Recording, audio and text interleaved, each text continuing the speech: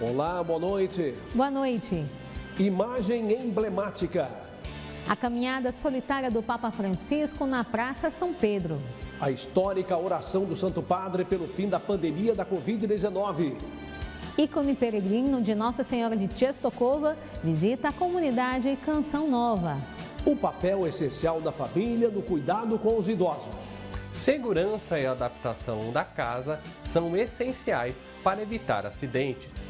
Comissão de Espiritualidade do Conselho Federal de Medicina. A força da fé no cuidado com a saúde. Familiares, políticos e população dão último adeus a Fuad Noman, prefeito de Belo Horizonte. Semana de combate à tuberculose. Na semana dedicada à conscientização da tuberculose, conheça as causas, sintomas e tratamento da doença. O Canção Nova Notícias está começando. A serviço da vida e da esperança.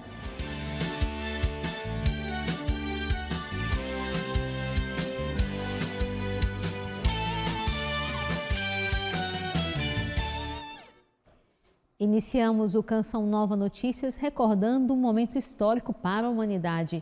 Num dia como hoje, há 5 anos, o Papa Francisco rezava sozinho na Praça São Pedro pelo fim da pandemia da Covid-19. Aquele clamor do pontífice encontra eco no coração do mundo, pelo qual orou e que agora reza por ele, isolado nas dores de uma longa recuperação de saúde.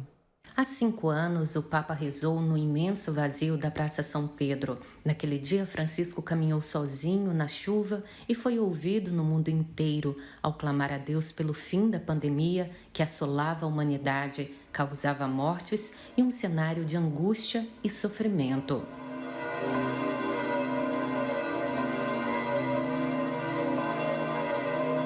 A bênção Urbi et Orbi, a cidade e ao mundo, e a indulgência plenária se tornaram emblemáticas e históricas. Aquele momento, na vida do Papa e na vida da Igreja, com certeza, representou um momento de comunhão, de solidariedade com aqueles que também estavam sofrendo na solidão e no isolamento. Na oração, Santo Padre ressaltou que aquela seria uma maneira de redefinir o curso da vida. Na Itália, um dos países mais atingidos, o pedido do Papa foi uma oportunidade de reaproximação das pessoas, pois muitos olhavam para si mesmos, sem se preocupar com o outro. Jesus carregou sobre si as suas dores, pois também naquele momento eu sentia como se o Papa carregava as dores de todo o mundo, de tantas famílias perdendo seus entes queridos, tantas pessoas sofridas, ele carregava sobre si e levava para aquele que pode resolver todos os problemas, que é Jesus Cristo. Porque se estamos aqui vivos hoje, falando, com certeza houve uma intercessão do Papa com a gente, com a humanidade. A bênção levou alívio para mais de 1,3 bilhão de católicos que, com a indulgência plenária, receberão perdão para as consequências de seus pecados naquele momento tão difícil em que os confinamentos afetavam mais de 3 bilhões de pessoas. Hoje, quem está isolado é o Papa Francisco, que agora é acolhido nas orações de quem superou aquela tragédia. Tem gratidão a Deus pelo pastoreio do pontífice e clama por sua recuperação. O mundo que naquela época adquiriu com o Papa Francisco uma dívida de amor, de intercessão, de comunhão, agora também reza por ele, que se isola, que vive a solidão, a convalescência própria desse tempo da sua enfermidade. Um Papa bem próximo do povo, né? Então achei aquele momento bem marcante e acredito e estou torcendo pela recuperação dele, que dê tudo certo aí, para que ele esteja mais tempo com a gente. 5 anos após este gesto, o doloroso silêncio de Francisco diante da enfermidade faz ecoar a voz de um mundo onde a solidão acompanha tantos que vivem na pandêmica superficialidade das relações virtuais. Que nossa oração encontre eco no corpo e na alma sedenta de Francisco e o restabeleça no amor de Deus que tudo redime. Aqui no Brasil, o ícone peregrino da Virgem Maria, padroeira da Polônia, escrito com base no ícone do evangelista São Lucas, está em visita ao país. Após passar pelo Rio de Janeiro, a imagem foi acolhida na sede da comunidade Canção Nova, onde fiéis participaram de um momento de veneração na tarde desta quinta-feira. Protetora da vida e vencedora nos combates, assim é conhecida a padroeira do povo polonês. O ícone da rainha da Polônia visitou a Canção Nova. O responsável por acompanhar o elemento de fé é o polonês Lech Kowalewski. Ele explica por que a Virgem Maria é uma intercessora pró-vida no continente europeu. Começou em Czestochowa, em 2012, quando líderes de grupos europeus pró-vida perceberam que muitos problemas não poderiam ser resolvidos sem intercessão divina. Queríamos defender a vida, a família e vencer a cultura da morte. No Brasil, o bispo de origem polonesa, Dom Tiago Stanislau, é responsável por acompanhar o movimento Adoção Espiritual, focado em cuidar de um nascituro com risco de morte pelo aborto. Ele também é referência da peregrinação do ícone. Essa peregrinação existe porque existe a cultura da morte. E começo com essa afirmação muito forte, porque nós, no mundo de hoje, percebemos que aquilo que é tão óbvio, a vida, o valor dela, a dignidade de cada pessoa humana, parece que não é tão óbvio. Na imagem é possível notar um rosto sóbrio, com lesões e um olhar profundo aos que a veneram. E essas marcas não conseguiram tirar do rosto dela. Por mais que queriam fazer uma recuperação, e não seria tecnicamente difícil, essas marcas sempre apareciam de novo. Então se entendeu que Nossa Senhora ela quer mostrar também com isso, desta maneira extraordinária, que ela deseja estar com todos nós. A chegada à sede da Canção Nova em Cachoeira Paulista, Casa de Maria, ocorreu no final da manhã de hoje. O ícone foi introduzido no palco do Rincão. Padre Wagner Ferreira recebeu a imagem e renovou a consagração da comunidade Canção Nova à Virgem Maria.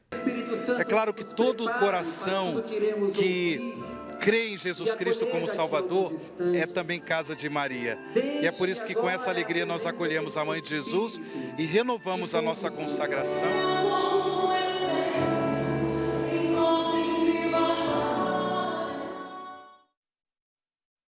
O ícone da Virgem Maria seguirá para as cidades de Aparecida, São Paulo, Presidente Prudente, Londrina e Curitiba. Será que a fé influencia em tratamentos médicos? Será que, de fato, crer pode ajudar a melhorar a saúde de pacientes? O Conselho Federal de Medicina criou uma comissão para estudar os efeitos da espiritualidade na recuperação, no tratamento e até na prevenção de doenças. A Comissão de Saúde e Espiritualidade reúne médicos pesquisadores em diversas especialidades e de diferentes credos para aprofundar estudos sobre o conceito de espiritualidade e os efeitos da vivência da fé e da religiosidade na vida dos enfermos. Muitos congressos de medicina já trazem na sua grade curricular o tema saúde e espiritualidade, assim como muitos médicos já se dedicam a estudar sobre os efeitos da espiritualidade e da fé na saúde dos pacientes, o que chamou a atenção do Conselho Federal de Medicina e levou à criação da comissão. Mas o CFM destaca que os trabalhos não terão vínculos com uma religião específica e serão embasados em artigos e estudos científicos já produzidos sobre o assunto. A segunda vice-presidente do Conselho Federal de Medicina é a responsável pelo grupo e explica o objetivo dos trabalhos. Fazer uma análise de todos esses estudos que já foram publicados e também realizar algumas pesquisas, para que possamos, ao final dessas avaliações e estudos, elaborarmos uma norma ética para orientar os médicos em relação a esse tema. A comissão já tem um cronograma de reuniões que serão feitas presencial e virtualmente. Os debates não buscam substituir o tratamento convencional, mas complementar as ações médicas. Vai ser uma forma de você poder elevar e comprovar para o meio científico uma medicina baseada em evidência, para as pessoas que às vezes se tornam um pouco céticas diante desse olhar, entender a importância que isso deve para um paciente. Rita Helena teve câncer de mama e outros problemas de saúde nos últimos anos. Ela conta que foi a fé que ajudou a superar esses momentos difíceis. Devemos receber as notícias das doenças com serenidade, que a fé nos sustente em todo o processo e nunca questionar a Deus, por que comigo? Por que não comigo? A partir desse princípio. A seguir, concurso de redação elege estudantes para atuarem uma semana no Senado. Familiares e população de Belo Horizonte se despedem do prefeito da capital mineira, Fouad Noman.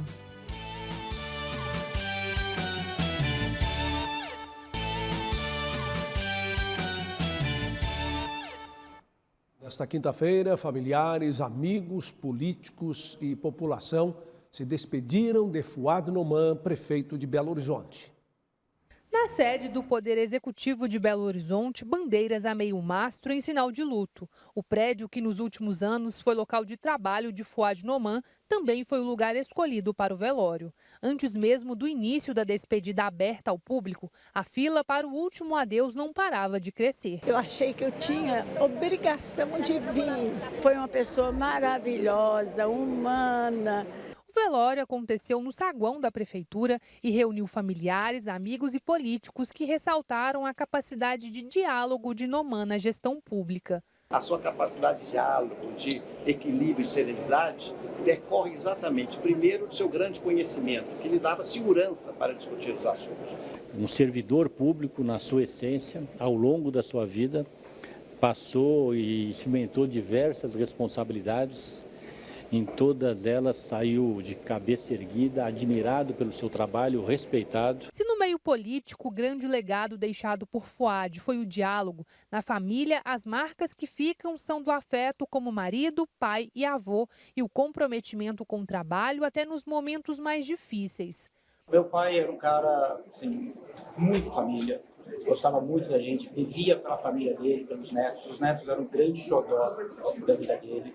Então, a visão que a gente tem do Fouad é uma pessoa assim, excepcional, é um pai excepcional que sempre ajudou a gente em tudo. A família e o trabalho é as coisas mais importantes da cadeira. Eu lembro, né, voltando à história do hospital, eu lembro no começo, que estava ainda no comecinho mesmo, em janeiro, o que a gente fazia para deixar ele mais animado, às vezes eu chamava o Álvaro para ir lá falar com ele, ter uma conversa, uma reunião, porque ele animava com o trabalho. Então o trabalho dele sempre foi muito importante. Após o velório, o corpo de Fouad foi levado para o cemitério do Bonfim, na capital mineira, onde foi sepultado em uma cerimônia só para amigos e familiares. A expectativa é que Álvaro Damião tome posse oficialmente como prefeito de Belo Horizonte no início de abril em cerimônia na Câmara Municipal.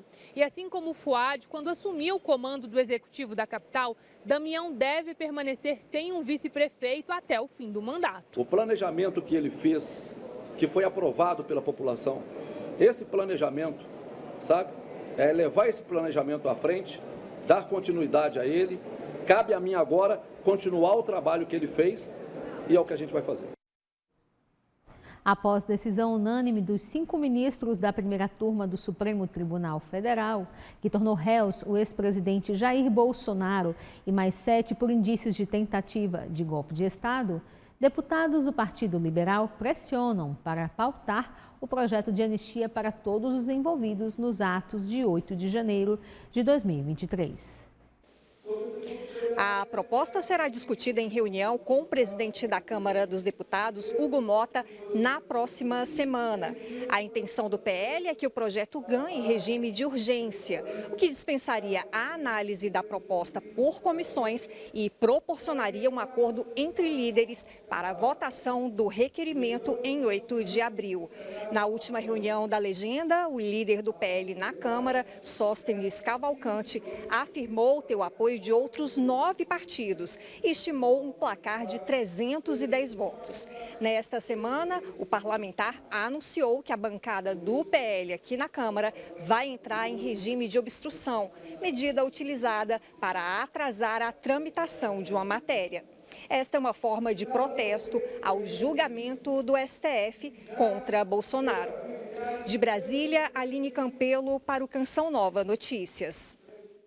Jovens estudantes do ensino médio de todo o país podem se inscrever no programa do Senado Federal para atuarem durante uma semana como parlamentares. Eles vão propor projetos de lei e debater proposta no plenário da Casa Legislativa. Os jovens senadores serão escolhidos a partir de um concurso de redação. As inscrições vão até o dia 30 de abril e as informações estão no site do Senado. Mas quem explica para a gente mais detalhes deste projeto é o coordenador do programa, Jorge Cardim. Jorge, conta para a gente como vai ser essa escolha. prazer falar com você, Francisco, um prazer falar com os telespectadores da TV Canção Nova. É isso mesmo que você disse, as inscrições estão abertas do concurso de redação do Jovem Senador até o dia 30 de abril.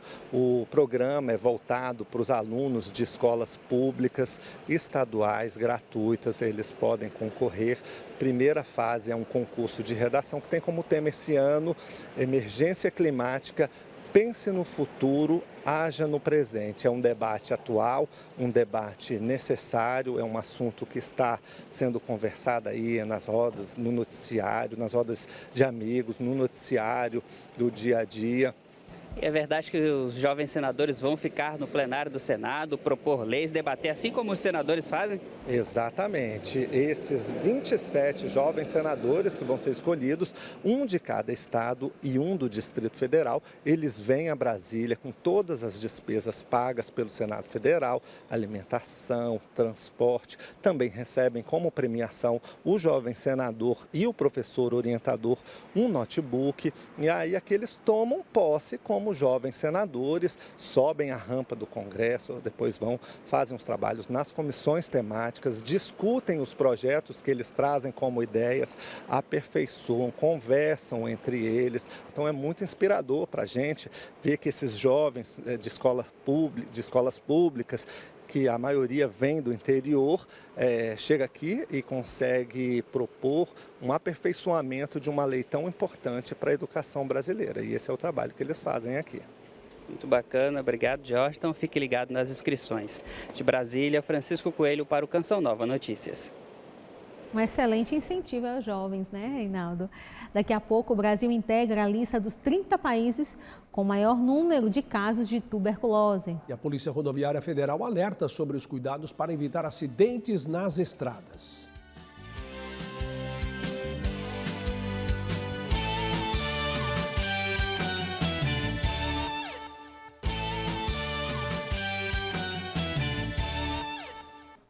Evitar distrações e zelar pela segurança do próximo são atitudes essenciais ao dirigir em rodovias federais. Essas práticas são necessárias para prevenir acidentes graves e salvar vidas. Desde a infância, os Fuscas fazem parte da vida de Henrique e sua paixão por carros foi aumentando a cada dia. Apesar de sempre dirigir com cuidado, se envolveu em 2 acidentes recentemente, ambos causados por falta de atenção dos demais motoristas. Um caminhão que estava do meu lado em alta velocidade, ele acabou freando, a carreta fez um L e me jogou fora da rodovia. Dados da Polícia Rodoviária Federal indicam que em 2024 foram registrados mais de 73 mil acidentes nas rodovias federais. Os óbitos causados por acidentes foram de 6.160, um aumento de 10% em relação ao ano anterior. A falta de atenção e uso de celulares pelos motoristas são fatores que influenciam a ocorrência de transtornos. A principal dica que a gente dá hoje é a atenção plena no trânsito, não utilizar dispositivos eletrônicos. Hoje, a grande maioria das infrações são relacionadas ao uso do celular no volante. O segundo acidente de Henrique envolveu uma motocicleta. Estava aqui dentro da cidade e um motoqueiro invadiu a preferencial, ele bateu de frente com a minha moto. O motociclista, ele acaba sendo, infelizmente, o para-choque do veículo. Ele não pode perder atenção em momento algum no trânsito. Infelizmente, o uso do celular também ocorre pelos motociclistas hoje em dia. Um segundo de atenção ali que ele dispersa e pode causar um acidente. Todo cuidado vale uma vida, né? Olha, nesta semana foi lembrado o Dia de Conscientização sobre a Tuberculose. Segundo a Organização Mundial da Saúde, a doença afeta mais de 10 milhões de pessoas a cada ano e continua sendo a principal causa de morte por infecção em todo o mundo. Aos 26 anos, Jéssica começou a ter uma febre persistente, mal-estar e dores pelo corpo. Depois de internação e investigações médicas, a confeiteira descobriu que estava com tuberculose. A doença já tinha atingido outros órgãos, além do pulmão. Foi feita uma broscopia, tiraram um pedacinho do meu pulmão. E aí foi quando diagnosticou que realmente deu positivo para o BA, para o bacilo da tuberculose, que foi a tuberculose pulmonar. E aí dela começou a desencadear as outras. Aí foi descoberta a tuberculose óssea, foi descoberta a tuberculose ocular. Segundo a Organização Mundial da Saúde, o Brasil integra a lista de 30 países com o maior número de casos de tuberculose no mundo. Só em 2023, cerca de 80 mil brasileiros tiveram a doença. O tratamento é oferecido pelo Sistema Único de Saúde. A tuberculose é uma infecção pelo bacilo de Koch, né? A porta de entrada do bacilo no nosso organismo é pela via aérea. Isso entra pelos pulmões e pode fazer uma infecção. Infecção pulmonar, que é tuberculose doença, ou uma infecção em outros locais. Febre, suor excessivo à noite, emagrecimento e tosse por mais de 3 semanas estão entre os principais sintomas. O tratamento dura, em média, 6 meses. É um tratamento que ele é disponibilizado, liberado via SUS, mediante uma supervisão. A estimativa é que 25% da população mundial tenha o vírus da doença, que pode se desenvolver ao longo da vida. Por isso, a prevenção é fundamental. Prevenção começa lá no bebê, vacina BCG. Essa vacina ela não protege contra a tuberculose pulmonar, mas ela protege contra formas graves da tuberculose. Segundo, diagnosticou um caso de tuberculose, todas as pessoas que convivem juntos passar no posto de saúde, ter uma avaliação médica. Terceiro, teve o diagnóstico da tuberculose, tratar de forma adequada. Jéssica recebeu o tratamento por quase 1 ano. Lembra que o processo foi difícil, mas importante. Hoje usa até mesmo suas redes sociais para incentivar as pessoas a cuidarem da doença. Depois que você se cura dela, você entende que era o processo, não é que isso vai ficar na sua vida. Então isso é passageiro, não é para sempre, vai acabar.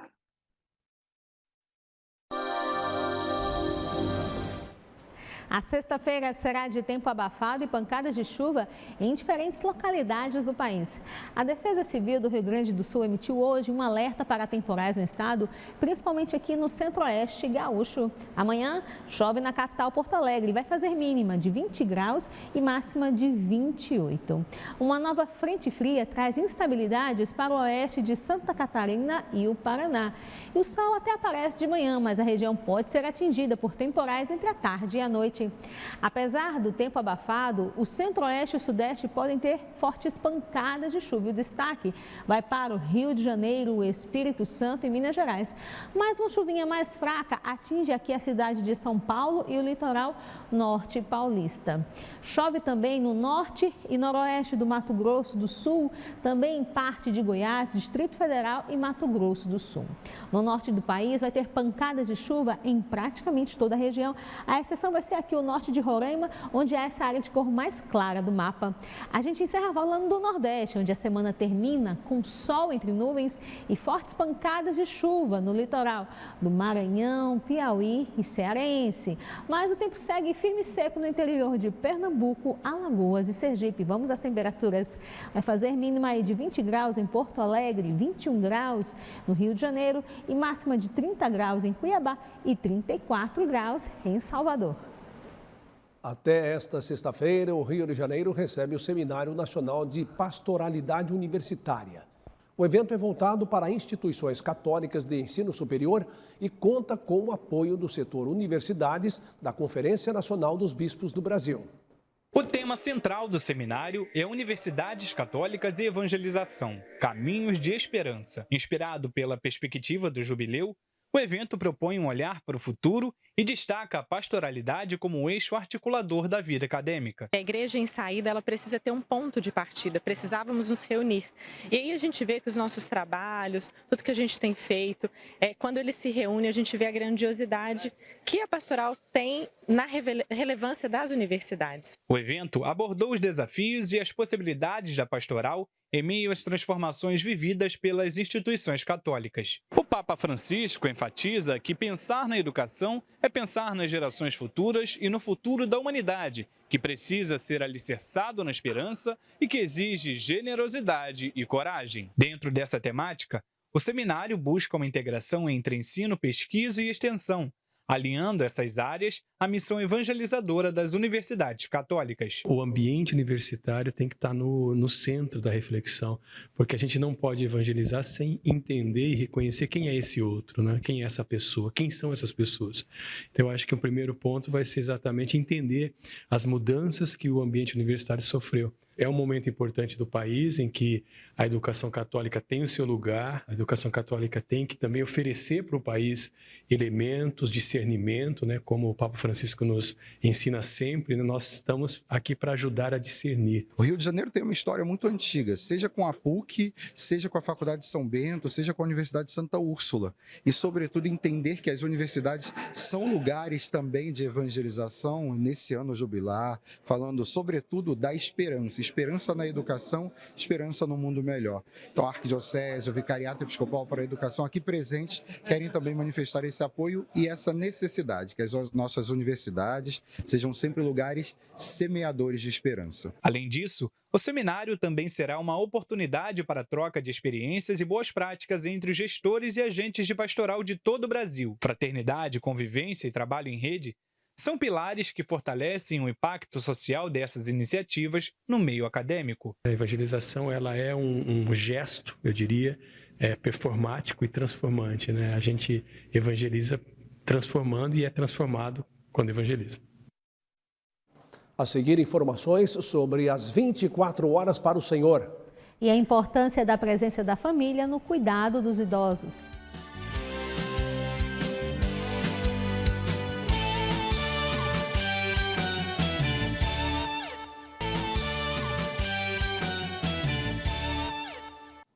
Hoje o programa Além da Notícia apresenta uma edição especial sobre a realidade econômica do Brasil.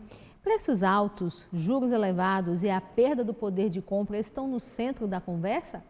Como essas questões afetam o seu dia a dia? Quais as perspectivas para o futuro da economia brasileira? Ronaldo da Silva traz essas e outras questões e a análise do economista e engenheiro de produção Victor Ludwig. É daqui a pouco, às 10 horas da noite, aqui na TV Canção Nova. A igreja celebra durante a quaresma o cumprimento de uma convocação do Papa Francisco, às 24 horas para o Senhor. Um momento de reflexão e reconciliação neste período penitencial. No Santuário do Pai das Misericórdias, a programação começa nesta sexta-feira, logo pela manhã.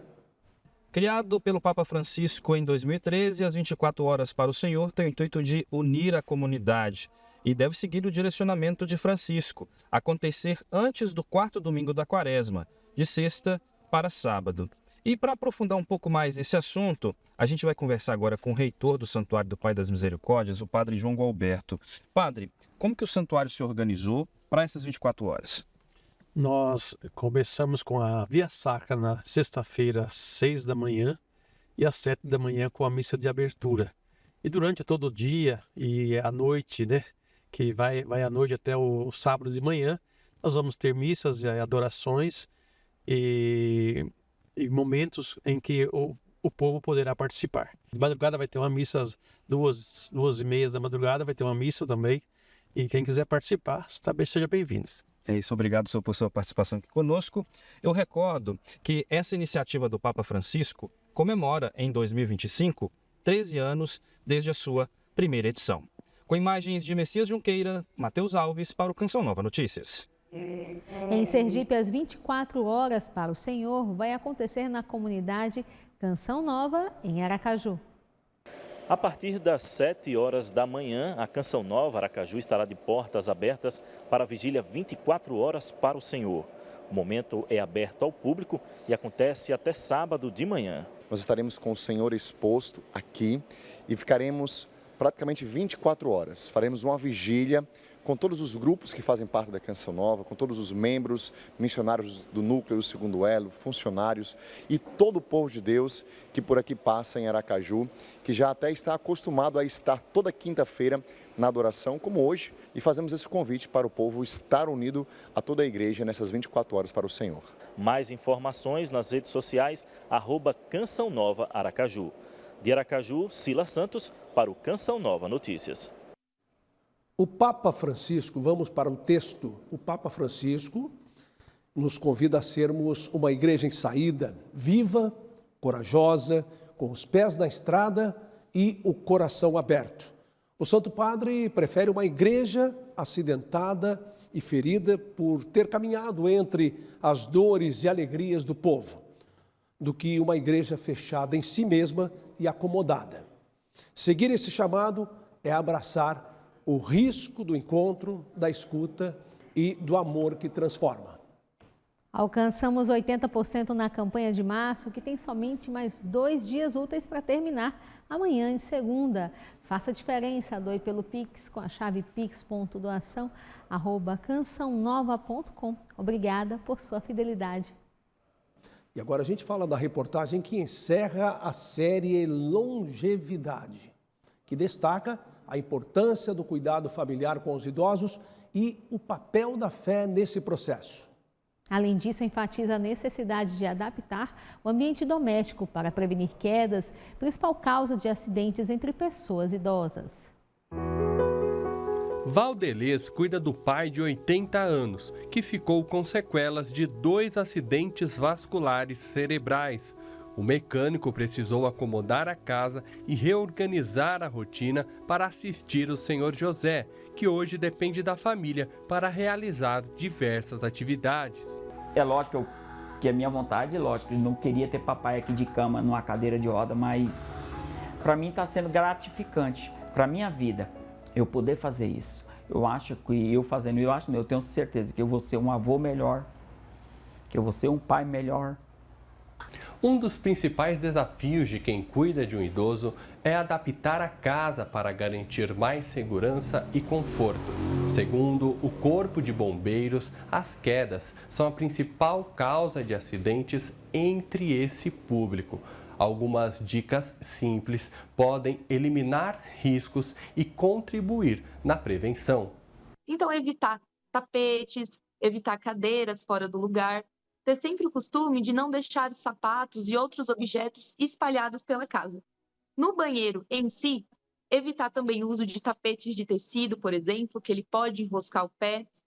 E também, se possível, se a pessoa tiver esse tipo de condição, utilizar barras de proteção no banheiro para que esse idoso ele possa se apoiar. Outro ponto importante é a assistência emocional. Então, o apoio familiar, a presença familiar, a conexão com os familiares, eles são antídotos para doenças mentais, por exemplo. Então, é importante que esses cuidados, essa assistência, essa presença não sobrecarregue, não sobrecaia, né, sobre uma pessoa. A família se estruturar como suporte coletivo. Maria do Socorro cuida da mãe que possui doenças neurológicas e degenerativas. Dona Antônia tem 86 anos, uma vida que tem gerado grandes frutos. 7 filhos, 18 netos e 24 bisnetos. Mãe sempre foi uma mulher muito determinada, muito lutadora, ajudou muito meu pai e minhas irmãs. E ela sempre foi envolvida com o outro. Dona Antônia foi quem mostrou o caminho da fé para Maria do Socorro, assim como o senhor José para Valdelês. O importante é eu estando bem, ele estando bem, e a gente vai tocando o barco, né?